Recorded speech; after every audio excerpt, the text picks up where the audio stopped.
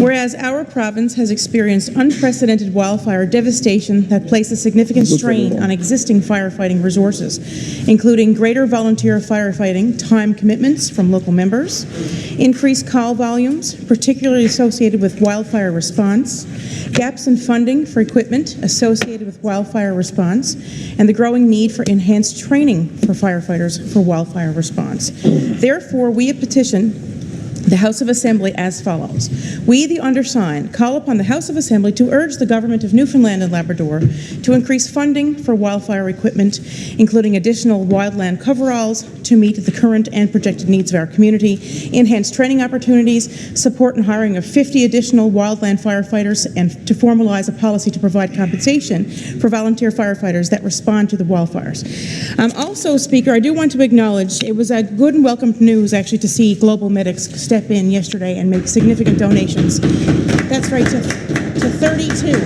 32 departments across our district, rather across the province, received these fire skids, and you know, the news, they were covered very well in the news media.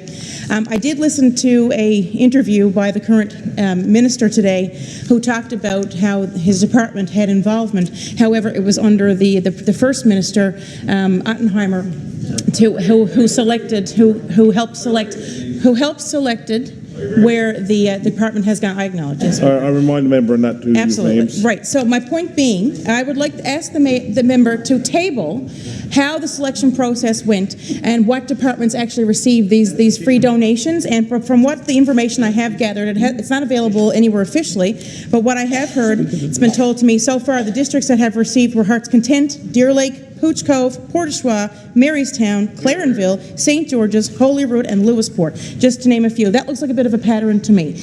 And I'm wondering, you know, what the selection process will be.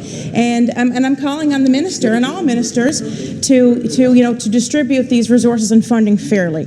So if the minister could table that information on how the selection process went, that'd be greatly appreciated for this House and for the people of Newfoundland and Labrador. Calling on fairness for all of us here, Speaker, here in Newfoundland and Labrador.